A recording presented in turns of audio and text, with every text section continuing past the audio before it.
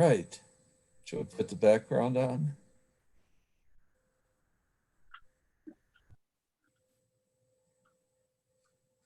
Two, one. There we are. Right. Should we put the background on?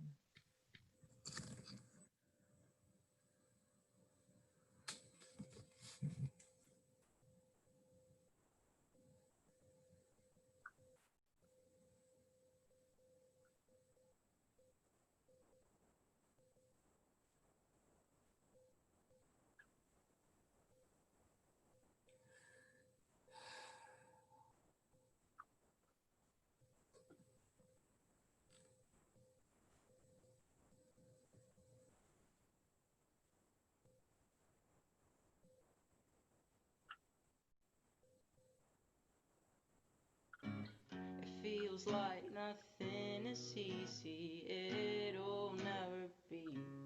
That's alright, let it out, talk to me. You don't have to be a prodigy to be unique. You don't have to know what to say or what to think. You don't have to be anybody you can never be.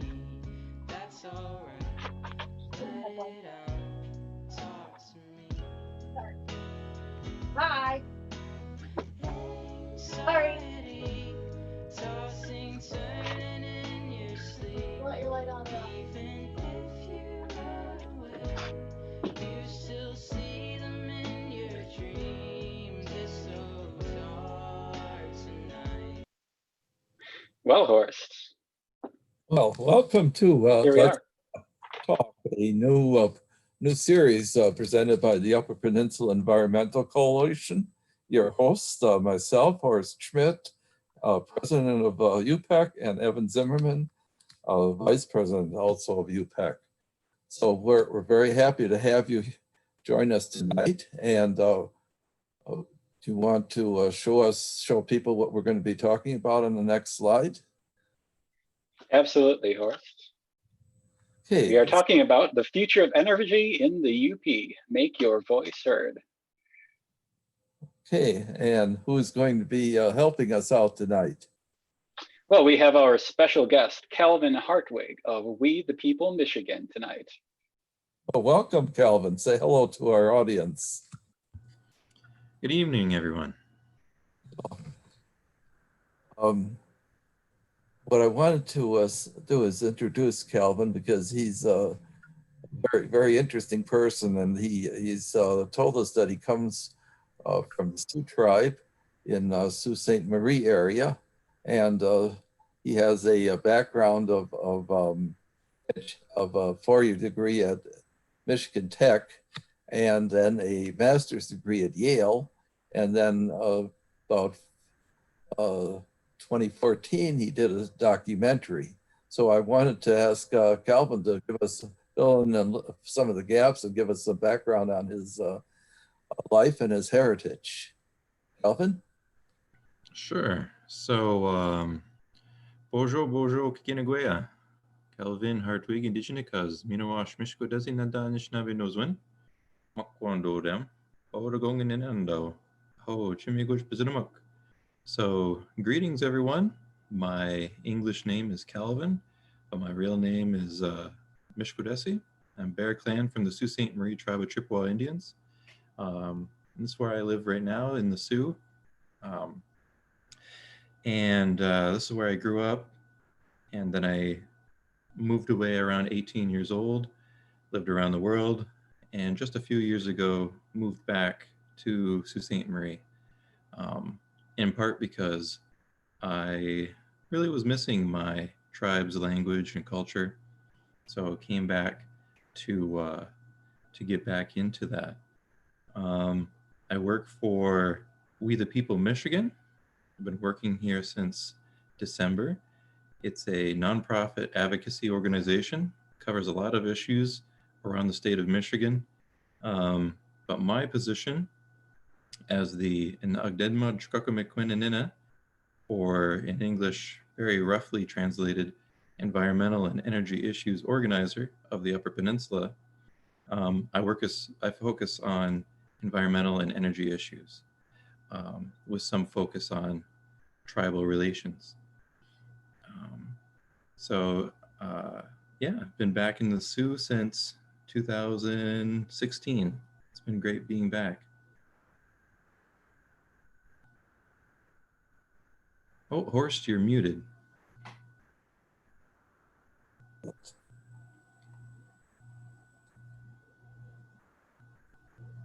Okay, well, thank you for telling me that, Calvin. It's something I always forget. So I wanted to ask you if you could explain to the audience what originally was going to happen with We the People in terms of your work that you were planning on doing and what we're trying to do tonight, which is another way of attempting to get people engaged. Sure, absolutely. So We the People Michigan does a lot in regards to energy and environment. But one of the things that we've been planning to do for this year, in which we got to do somewhat earlier this year before the pandemic hit, was to hold interviews and listening sessions. Listening sessions, we would go to communities and host a listening session where people from the community could come. And there we would share one big issue in the UP is really high energy costs, electric costs, especially for UPCO customers. And so we wanted to share why are they tied to a certain monopoly when it comes to electric utilities? How do these high rates, how do they get into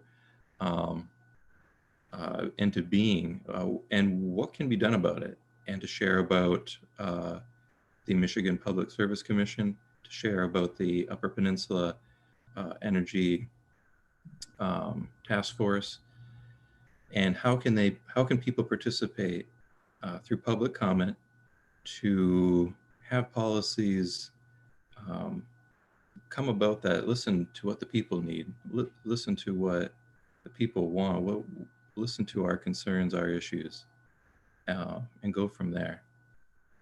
Now, with the pandemic, we haven't been able to visit communities and hear from people in person. So this is our first digital listening session, giving it a try, see how it goes. So it's a test run. So thank you everyone for participating. So Calvin, why don't you tell us a little bit about what we talked about earlier, which was the issue of racism that has come to the forefront with great violence in the last few days, and tied into the Native American experience, versus what we've been seeing in the African American experience. Sure. So one thing that we've come to learn during our interviews and listening sessions, and not just with We the People Michigan, but with our partners downstate, we find that there's a lot of shared values, a lot of shared situations between downstate, let's say Detroit, and in the Upper Peninsula, including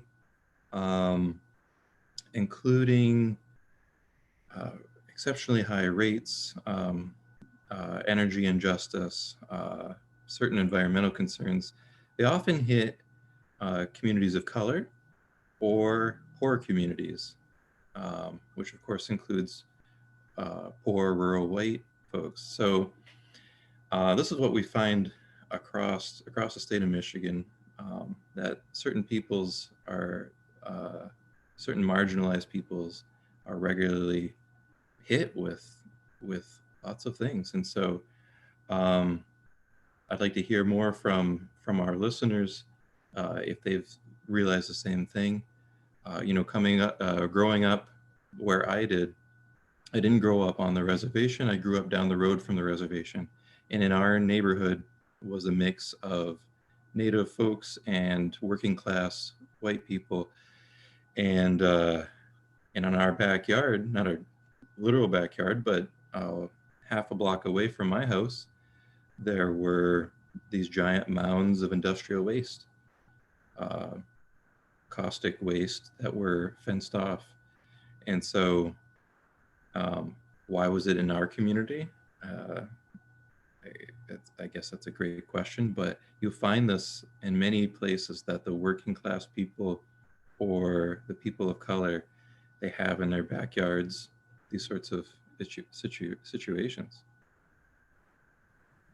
Well, you know, on the Canadian side of Sault Ste. Marie, we see the big Algoma steel facility, and as I understand, there used to be a paper mill on the to the west of there, and it created a lot of PCB pollution, and that's still being, some of this is still being cleaned up.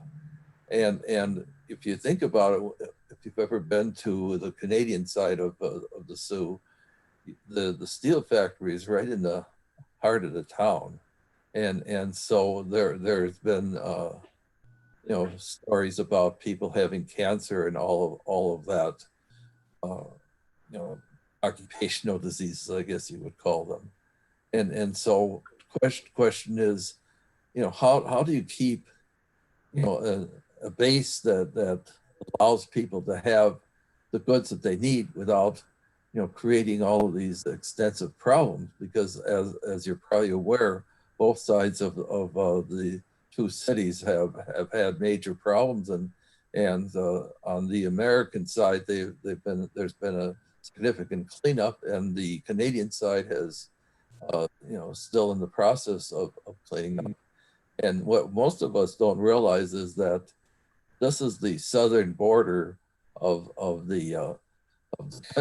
Canada, and so this is where they put a lot of their industry right near the border areas. So I'm thinking, you know, how do we, you know, solve these kinds of issues, as you mentioned earlier, with the people being having these waste dumps put it into their neighborhoods. Yeah, that's a great question. And you mentioned that the border, right? We're right on the border between Sault Ste. Marie, Ontario, and Sault Ste. Marie, Michigan. And we have that St. Mary's River in between us. You don't have just the steel plant, but there is also a proposed project, a ferrochrome smelter. And the pollution that comes from these, they don't just stay in Canada. Of course, any water pollution that comes about, or air pollution, comes across the river. It affects us as well, and not just Sault Ste. Marie, but that goes downriver. It can go downstate depending on the winds. So we're in this together, and I don't think we have to have an argument between jobs and environment. We need to do more to shift towards a more sustainable industry, more sustainable jobs for our folks. Not just environmentally sustainable, but economically as well. Certain industries we're shifting away from, in part because of the environmental impacts. So we need to be looking to our future when making our decisions. Well, speaking of that, why don't we get back a little bit to some of the problems we have with our utilities. You know, for example, in the Sioux, you have very low rates. I recall several years ago, you were costing about 8 kilowatts, 8 cents per kilowatt, whereas over here in the Keweenaw, we were paying over 24 cents. for essentially the same product. And so, at that time, we raised the question of how can we, get electricity that people can afford? Because one of the problems here is that we have a poverty rate of about 23%, which means that many people make less than $24,000 a year. And so it's very hard to make them meet all their needs. And I think the only thing that really helps is that housing has been historically fairly inexpensive, and that allows people to survive. But even then, it's a stretch, and there's a need for government subsistence program to assist people. So the question is, why do we have a utility that charges three times as much as the one into the east, and the one in the Sioux, by the way, is a cooperative, whereas as you probably can explain to people, the UPCO is a private company that is owned by a private equity firm, and so if I recall, there's some questions as to whether they can afford to continue to exist, because there's been a huge increase in the amount of debt that they have. So is it what's going on there, Kalvin? Well, that's that can be. We could set a lot of time aside to go into the history of the electric utility monopolies. We can go into how rates are set, and the rate cases that the Michigan Public Service Commission, or the MPSC, holds to decide, okay, do we allow a given utility to raise their rates or not? How people can participate in that. That's a hefty conversation. But you're right that UPCO is investor owned by a foreign equity out of London, England, and they've taken on a lot of debt. And you got to wonder, do the investors, does this equity firm, do they have the interests of the local folks at heart, in mind when they're making decisions? I'm not sure. And so there are certain things that folks can do to try and get us towards more equitable rates, fairer rates, including providing public comment to the Upper Peninsula Energy Task Force, which I'll talk about later in the session. Well, Kalvin, what do you think if we open it up and ask if people have questions? I don't see anything in our chat box at this point. Evan, are there any people in the other modes, the YouTube or Facebook, have any questions for us? So far, Horst, we don't have any questions yet, but please feel free to leave one. If you're watching on YouTube, you can comment on the video. You can comment on our Facebook events. And we would be happy to bring you into the discussion. Like Kalvin said, there are many stories out there about experiences people have had not being able to get access to these kinds of services all around the UP. So we would love to incorporate some of your stories into this conversation. Horst, how about I take over a bit and we go into what is the UP Task Force and why does it matter to people? I think that's a good idea. Okay, sounds good. So a couple years ago, Governor Whitmer put into place the Upper Peninsula Energy Task Force. And it's a group of professionals, politicians, volunteers who do research on energy issues in the Upper Peninsula. And before the pandemic, they would hold meetings throughout the Upper Peninsula and So they go into research, but they also open up the space for public comment. So community members can express their concerns, their issues, their dreams of what the future could look like.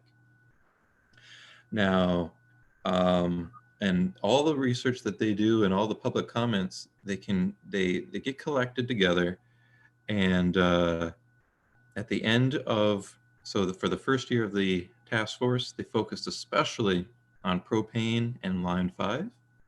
And in the second year, they're opening up to other issues, energy or environment and other society things, but especially energy, including electric.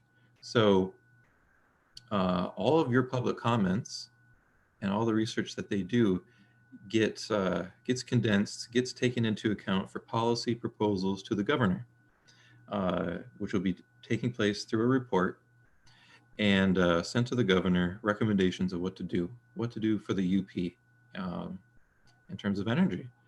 And so this is a chance for people to participate, for people to get their concerns heard.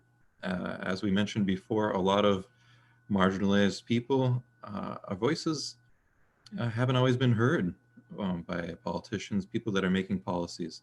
So this is a chance to help with that, and to help keep the task force accountable when that report does come out, and then help keep the governor accountable when she decides on what policies to put into place after reviewing the report. So this is a great chance for people to participate. Kalvin, one of the things I did is I read the report on propane, and I was really delighted with all the different approaches they took. They took a look at whether rail transport was feasible, delivery by truck to different dealers in the UP. They talked about the state actually buying in bulk and selling it at cost, so that people don't have to worry as much about high rates in the event there's a shortage during the winter. They talked about providing financial assistance in terms of energy efficiency, getting people's houses tightened up, the possibility of energy assistance for people who qualify. And so it's really a very thoughtful idea. And I thought, is this something that we can actually operationalize, because it's going to require help from the legislature, or basically a buy-in from the legislature on this. And then the question of providing the services through the different state agencies. Are they going to be able to provide those kinds of services on a continuous basis, and hopefully maintain a high level of service to our citizens?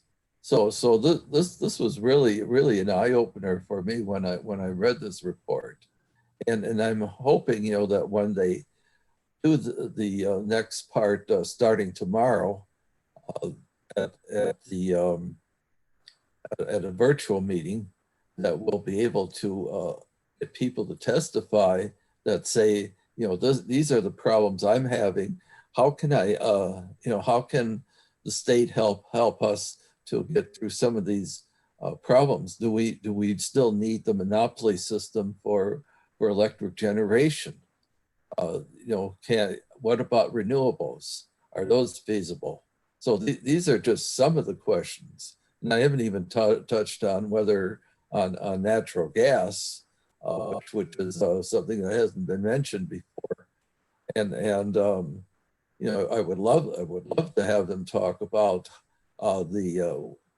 what we're going to do with the dams that have been built, and as you've noticed, there's been some major flooding downstate where two dams collapsed. Well, we have some dangerous dams up here, These originally were built about 100 years ago, either for use by companies, say, for example, down in Manistee, they have an old dam that's in very dangerous condition.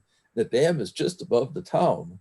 So what's going to happen if we have a major flood event? What's going to happen to the people of Manistee?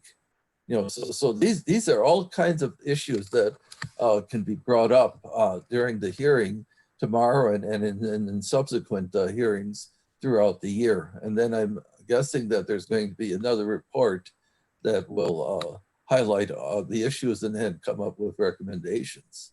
So this is why I think we want to let people know that this is really an important time for them to participate and to let people know, even if you're going to say the same thing that someone else does, the point is it's your particular point of view, and it's you're the person who's being affected or will be affected by these changes. So are these going to be good changes? Or are they going to be bad changes? So these are the reasons why we want to make sure that your voice is heard.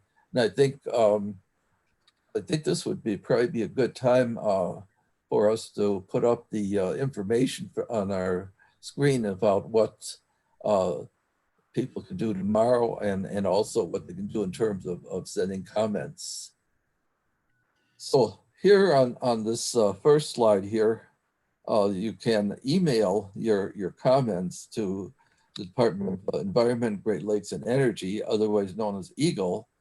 And then at the first thing, or you can come to the meeting virtually tomorrow and talk then somewhere between 12:30 and 3 o'clock. And then if you go to the next slide, you can join the meeting either by doing a search under UP Energy Task Force, State of Michigan, or you can use this link, which of course it's going to be kind of hard for most people to write that down or type it out. But the point is, it's easy to find. It didn't take any real time to come up with it, and it'll show you. It'll get you to the page, and you can tap on the link, and you'll be in the meeting tomorrow at 12:30 or later. So Kalvin, I'm starting to get all the names mixed up in this world. I think we should say to our listeners that we really would like you to think about what it is that you feel is important in terms of future energy costs, future changes to our climate, what can we do to reduce our carbon footprint? How can we get to the point where we do less harm to the environment that we're dependent upon for our air, land, and water? So these are just a few of the things that come to mind as I'm talking about it. And that's why we're encouraging people to basically develop more of a virtual community, have a conversation. Shouldn't just be Kalvin and I. So please join in. Kalvin? Yeah, thanks, Horst. So I put the link also in the chat. I don't know if the folks on YouTube can see that, but I'll pass that along to you too. Okay, thank you. So, yeah, so Horst was mentioning that the report that came out from last year's studies and public comments. So the idea was, if line 5 gets shut down for any reason, whatever reason, whether it's environmental or the company Enbridge shuts it down or the state shuts it down, whatever the reason, one concern was that propane costs would go up. So that's why the UP task force did that research. Okay, what are other alternatives for propane? Where can we source propane to keep costs down? And what they found is that if line 5 was to shut down, it doesn't necessarily mean propane prices would go up. They found ways of keeping the cost of propane at 2018 level. So one more reason for people to provide public comment is this can help shape policy. This can help shape questions. This can help shape our future. Absolutely. Now, Horst, do we have time to talk about the solar panel project, or would you like to save that Sure. for the day? Why don't you do that? So the listening sessions that we did get to do at That was the fun in February. March. Yeah, so we were March. able to hold a few listening sessions in March. One of them was at Escanaba Township in the community of Flat Rock. And as a lot of people know, UPCO has a proposed industrial solar panel project in that area. However, they didn't ask the community beforehand whether the community was interested in such a project in their backyard. So what we find is that a lot of places, there's systemic inequality, right? People don't get to make decisions on energy, and they don't get to make decisions where it's coming from. And in this case, what's put up in their backyard.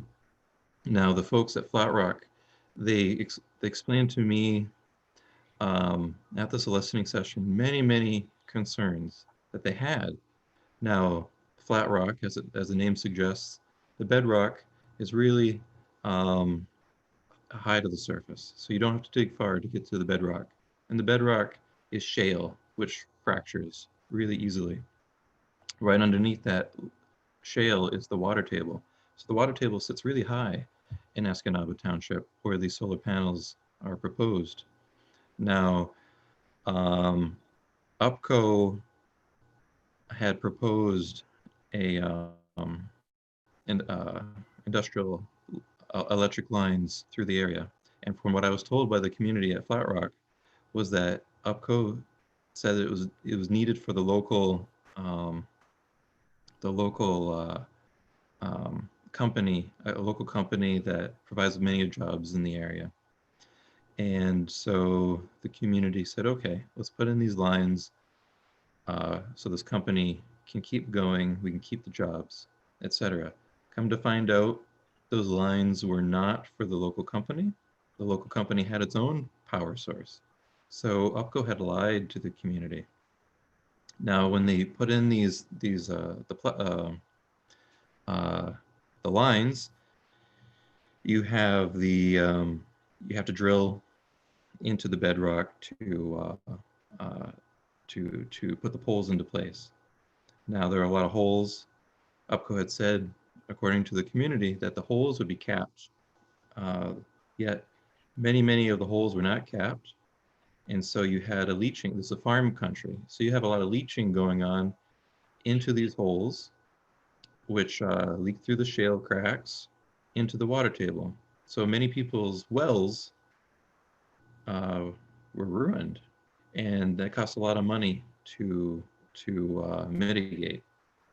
So one of the many concerns I heard at this listening session was that, okay, if just these poles put our water table and our wells at risk, certainly hundreds of solar panels, or I don't even know how many, hundreds, thousands of solar panels, all of those holes would also disturb the shale, create fractures for leaking into the water table. And this doesn't seem to be a problem fully understood by UPCO. This is a huge concern by the local community. There are many issues. Now, Just like, Kalvin, let me ask this question. You sure. mentioned that they were drilling holes and they were leading into the water. They allowed leaching of materials on the into the aquifer. Now, was this something that the state Environment, Great Lakes and Energy Agency was called in upon? That's a great question. I don't know their involvement. All I know Okay. is that several wells were ruined due to leaching, and that there's a concern that more leaching can happen with if the solar panel project gets the green light. And so what the community proposes is we're not against solar per se. It's just that this land, this area, it's not suitable for it.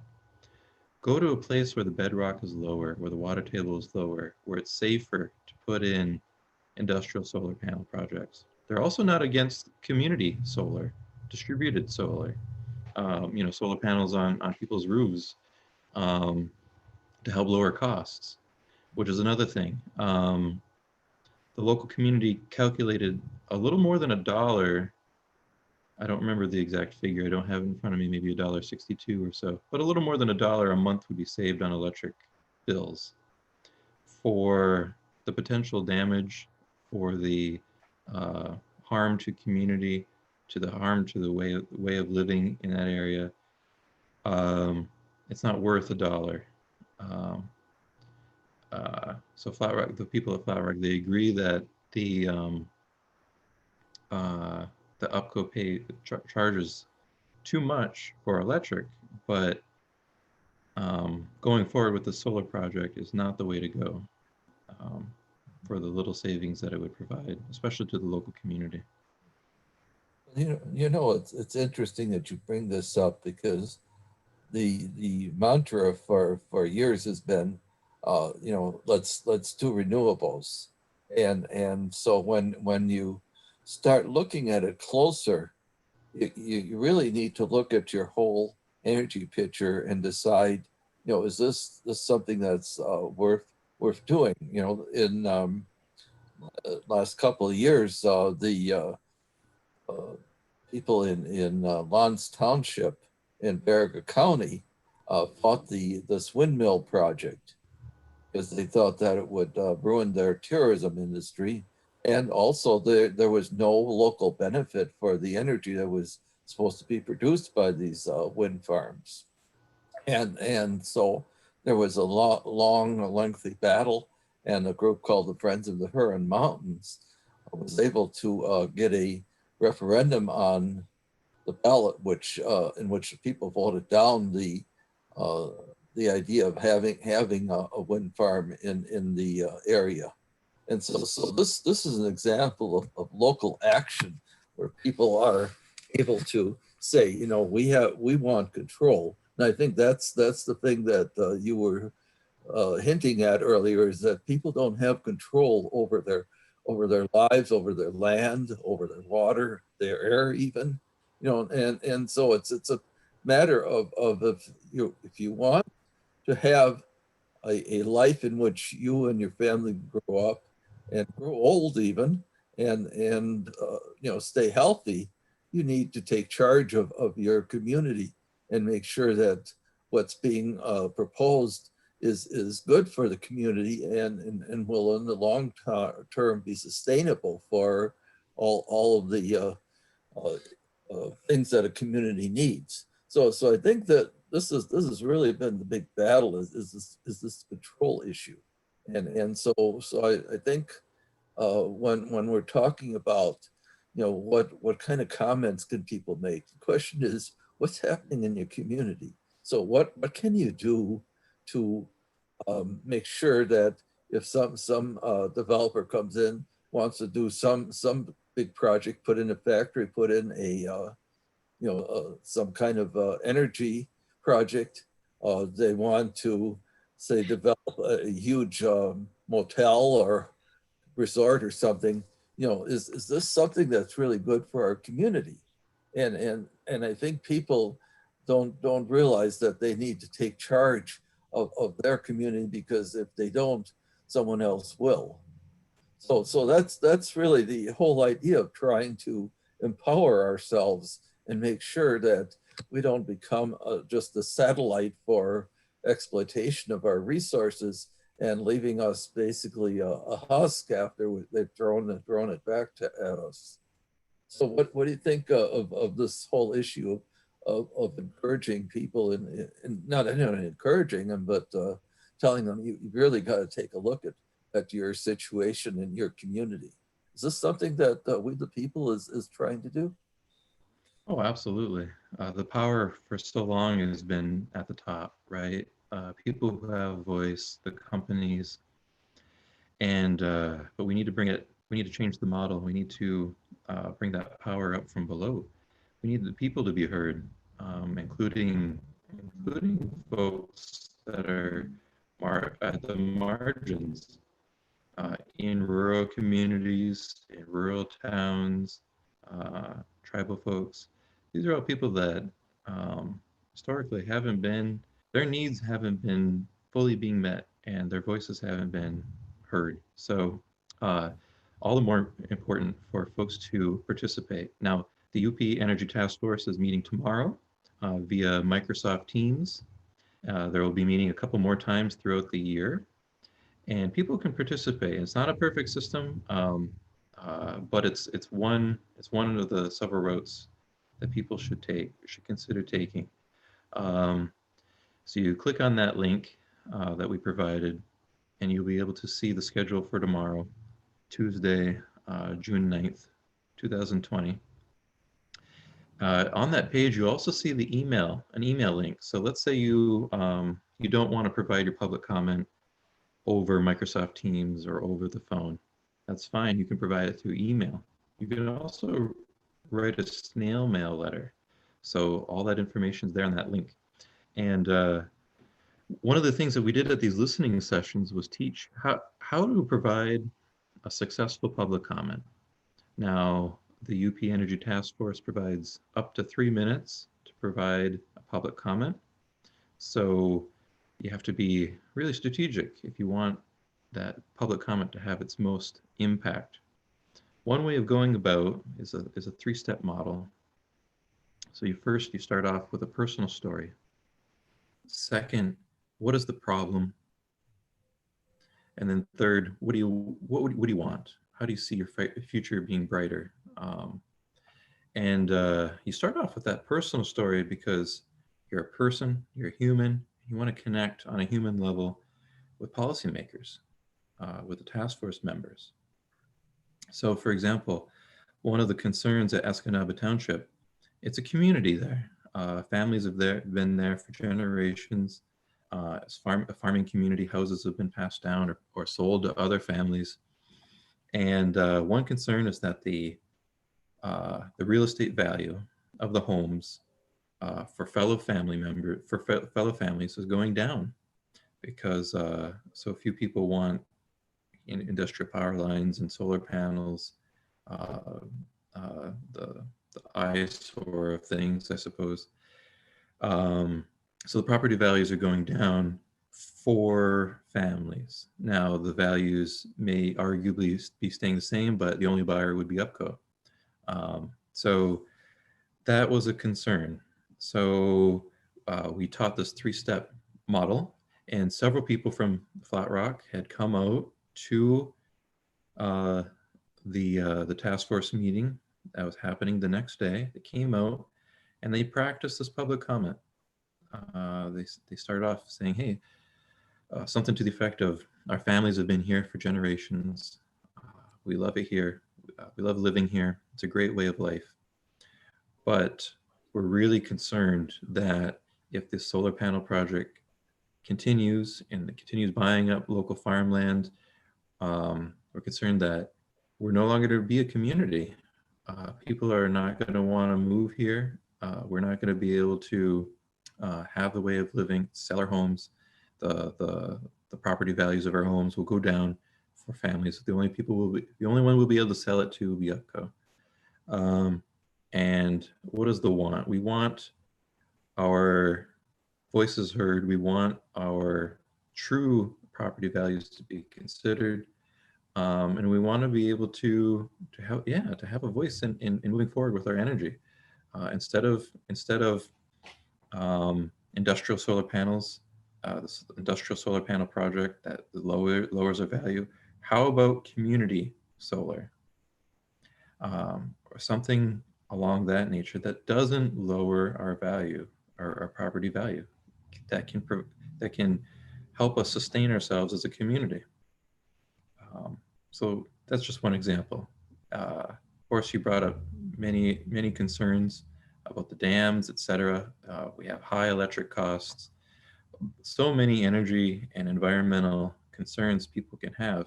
And one way of getting your voice heard is by clicking on that link and sitting in on the Microsoft Teams call, which is really similar to Zoom. There should be a phone number available that you can just call in, or write an email, or write a letter, and use that 3 steps if you'd like to provide a strong public comment for people to hear you. Kalvin, I just want to say, I think what you're saying is so important as we face this global pandemic, the economic fallout. It really emphasizes the systemic inequalities that have been here all along. And with the protests we've been seeing, I think there's a growing recognition that we need to stand up for each other, and we need to stand up for the people who aren't heard if we want to really make any progress. And we can't just have an industrial green energy project swoop in and save us. That's not going to work. It has to come from the community. It has to come from the people who have been affected, and especially the people who have been underserved. And this is really the best opportunity to do that we have right now. And I hope that people will be able to share these stories, because I'm sure there are so many important stories like that. Yeah, I think you know, that's the thing that scares people, is the fact that when you say make comments, you know, and I think you mentioned it throughout your talk before, Kalvin, but I think it's important that it's what is happening to you, or what you fear will happen to you. These are the things that the task force wants to hear. And so if you you know, put up this mental block and say, oh, I don't know how to write a comment. Well, the comment is about you, your family, your life. You know, what's happening, what's good about it, what's bad about it. So these are the kinds of things that we call comments. And so you don't want to put a barrier in your mind saying, well, I can't do that, I'm no expert at this.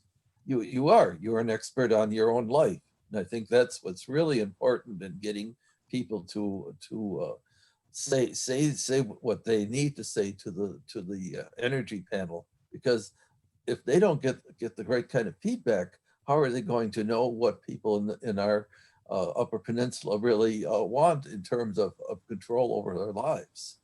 Isn't that right, Kalvin? Absolutely, absolutely. And if that's too much difficulty for people, you can even just write one sentence: electric costs are too high, or our energy is not green enough, not sustainable enough. You can make it really simple on yourself. But Horst is right. The task force wants to hear from you, wants to get a better understanding, a bigger picture of what's going on, to help them draft a better report for the governor to make better policies. So this is your opportunity to get heard. So, okay, have we gotten any questions from our community tonight, Evan? The only question we've had so far is if someone can ask a question. And so far they haven't come forward with that yet, but we are absolutely here, and love to pull you into the conversation. So please do speak up. You know, and please do speak up afterwards. If you're, you know, we can leave a comment here, either on YouTube, on our Facebook page. You can email us, and we would be happy to carry on this conversation later too. You know, this is something that we planned to be a continuous, and so we will bring up other subjects in the future, and that's determined by, you know, what's happening, what is not happening is also can be also be an issue. So think about how we can make our lives as wouldn't say pleasant, but as good as we can, so that we can have a healthy existence. Our families grow up healthy, and they find jobs that don't require us to poison ourselves, and so these are the kinds of things that are important. And if you don't talk, someone else will. If that someone else is offers the wrong kinds of answers, then we're all in trouble. So keep that in mind. This is your life. This is the time for you to say, this is what we need in the UP.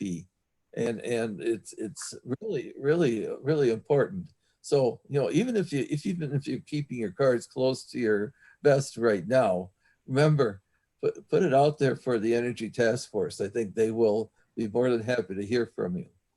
So, Kalvin, do you think we can cut out for tonight and enjoy some of that sunshine before it goes down to the bottom of the circle there? Absolutely. Let's do it. Okay.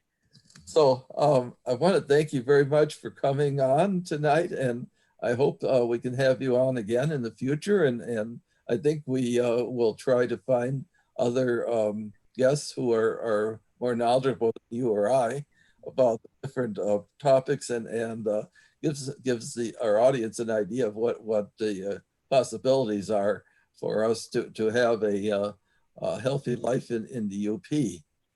And I wanted to mention that we're going to have another program on Saturday. Do you want to show the slide, Evan? So we're going to have a show where Jim Olson, who is an attorney down in Traverse City and the founder of The Love of Water, or FLOW, and he will be talking about the court case that was on Zoom recently, where they were arguing about whether or not the state has the right to eliminate the 1953 easement for Line 5. And so it provides a context, because I listened to that and I realized I really didn't know where these guys were coming from, who were arguing on both sides of the question, which was the state attorney general's office and Enbridge.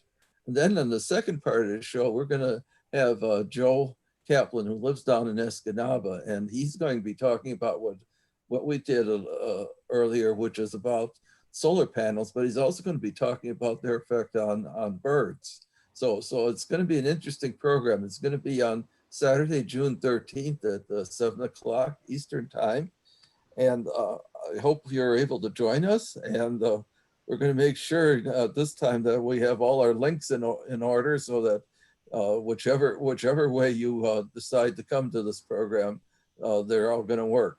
So I want to thank you very much for coming tonight. And Kalvin, I appreciate your taking the time to come. And like I say, we hope to have you back and see if we can start building as a community, and maybe open up a few people to say, we have questions or we have comments. So what do you think about that? Sounds great, Horst. Thank you, everybody, for coming. Thank you, Evan, Horst, for facilitating this meeting. And I'll look forward to the next one. Okay. Well, thank you so much, Kalvin. Mm-hmm.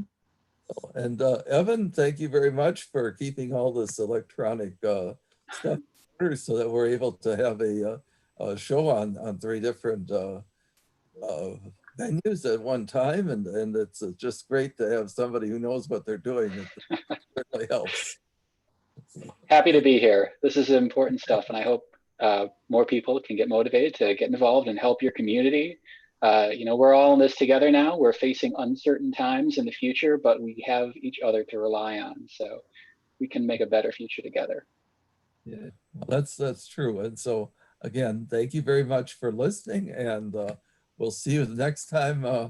And those of you who are on our mailing list, will be sending you the one for next Saturday's tomorrow, and then after that, we'll be sending them out regularly. We're going to try to have at least a couple of shows a month to let people know that there are really important issues that we need to address here in the UP, and it's important that for our survival in this era of uncertainty and not knowing whether or not we're going to have an epidemic up here or not. So it's really important that we stick together. So thank you again, and have a good evening, everyone. Bye, everyone. Thank you.